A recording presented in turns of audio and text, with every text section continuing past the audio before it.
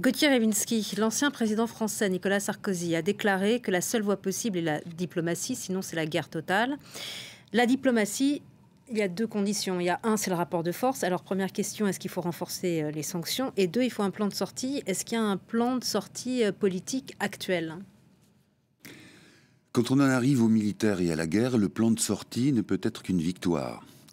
Il faut se rappeler des questions qu'on a pu se poser par le passé, et je sais que un certain nombre d'esprits prétendument fins qui croient en la réelle politique nous diront que il ne faut pas comparer ce qui n'est pas comparable. Mais précisément, il y a un certain nombre de diplomates, de chefs d'État qui, pendant la Deuxième Guerre mondiale, ont dit il faut essayer de négocier avec le dictateur nazi.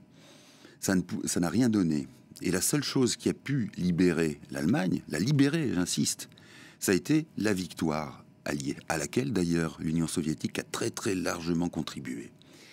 Donc quand vous me dites la diplomatie et ce qu'a dit Sarkozy, l'ancien président français, oui, la voie c'est la diplomatie, mais pourquoi est-elle à contretemps ? Terriblement à contretemps. Un certain nombre de sanctions telles qu'elles sont envisagées aujourd'hui pouvaient avoir une réelle efficacité, y compris dans le but d'éviter la guerre. Elles n'ont pas été appliquées. Pourquoi ? Parce que vous avez quantité de diplomates, d'anciens ministres, qui ont toujours considéré depuis 22 ans, depuis que Vladimir Poutine est au pouvoir, qu'il fallait comprendre la Russie. Comprendre la Russie, oui, bien sûr, mais ce n'est pas admettre ce que fait la Russie. Comprendre aussi qu'il y a des aspirations démocratiques qui ont été littéralement piétinées et étouffées. Je voudrais qu'on montre, et on l'a montré et on le montrera encore, ceux qui ont le courage, un cran extraordinaire de manifester, les Russes qui manifestent contre la guerre. Évidemment, en Occident, comme nous sommes bercés et gorgés de démocratie et de liberté, on ne se rend pas compte de ce que ça représente. Mais ça, c'est énorme.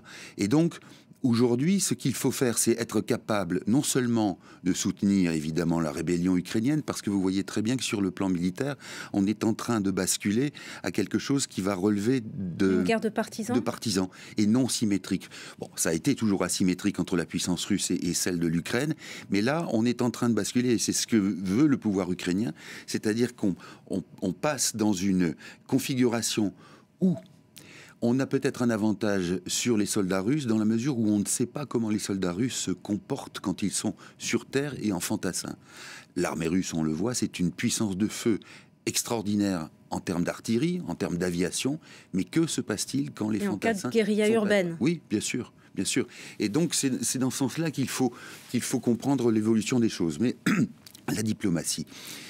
il y a une heure à peu près, l'ancien président marionnette Medvedev, qui avait été président pour boucher le trou que Poutine voulait pour contourner la Constitution. Voilà. Bon. Il va rester au pouvoir. Medvedev dit « Nous n'avons plus besoin des relations avec les Occidentaux. » Relations diplomatiques, s'entend. Que voulez-vous faire par rapport à ça ? Mais il a un poids encore... Non, mais il a un poids de mise en, comment dirais-je, de mise en conditionnement. Mais une porte de sortie, ça peut être aussi une façon pour Poutine de reculer, vous voyez ?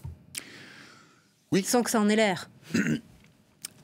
Oui, c'était ce que Poutine disait dans son discours de lundi soir, où il disait il faut inventer quelque chose pour que les Européens et les Occidentaux sortent la tête haute de cette affaire. Et il recommandait d'ailleurs à l'Ukraine d'être justement de se coucher, de plier, pour que les alliés occidentaux puissent relever la tête. Là, comment voulez-vous qu'il y ait une sortie de crise tant que Vladimir Poutine, qui a un exercice encore plus dictatorial du pouvoir que d'habitude, qui est isolé. On sait par exemple qu'il est obnubilé par le risque d'attraper le coronavirus. Bien, oui, c'est quelque chose qui l'incite à s'isoler, à ne pas voir ses conseillers, même à ne pas voir Sergei Shoigu, qui est un ami à lui, qui est le ministre de la Défense. Bon, dans cette configuration d'esprit, ce qu'il faut espérer, c'est qu'à un moment, il soit secoué et qu'il revienne à la réalité. Là, il est comme quelqu'un qui est ivre. Ivre de pouvoir, ivre mais du coup, du il a le bris. champ libre aussi. Oui, bien sûr, il a le champ libre. Donc, combien de temps les Ukrainiens qui résistent, oui. un peuple qui résiste courageusement, combien de temps vont-ils pouvoir tenir? Et est-ce qu'il n'y en a pas certains qui vont se retourner? Alors, tout dépend encore une fois des données militaires, c'est-à-dire l'armement des Ukrainiens. On peut imaginer que s'ils sont armés suffisamment en munitions ou en armement, on ne va pas dire léger, mais de moyenne portée, c'est-à-dire de moyenne puissance, on pense au RPG, on pense aux mitrailleuses lourdes, ça peut faire du mal aux soldats russes, encore une fois dans un contexte de guérilla dans lequel la direction ukrainienne semble vouloir s'installer. Donc là, il peut y avoir non pas une victoire ukrainienne, mais une résistance. Une insurrection? Oh, de fait, oui, mais une insurrection, oui, ça peut être une insurrection, mais... Une guerre des partisans. Oui, guerre des partisans, et surtout gagner aussi une sympathie internationale qui est très utile. Pour la question de savoir s'ils sont capables, si des officiers ukrainiens pourraient se retourner contre leur direction. Il y a eu, vous savez, quand il y a eu l'opération russe au Donbass, il y a eu des militaires ukrainiens qui ont déserté. Sauf qu'à l'époque, l'armée ukrainienne était mal armée, mal encadrée.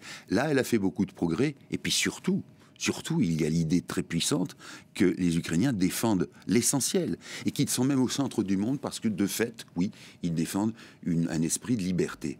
Et donc, à partir de là, il paraît peu probable que des officiers ukrainiens ou que des soldats ukrainiens désertent parce qu'ils connaissent la propagande du Kremlin. Ils savent que quand on dit il faut dénazifier l'Ukraine, quand Vladimir Poutine dit ça, ces officiers-là savent très bien que même s'ils ne sont pas en accord avec le régime de Zelensky, il n'y a pas au pouvoir de néo-nazis. Il y a des néo-nazis en Ukraine, ça représente 5% de l'électorat, et encore, même pas.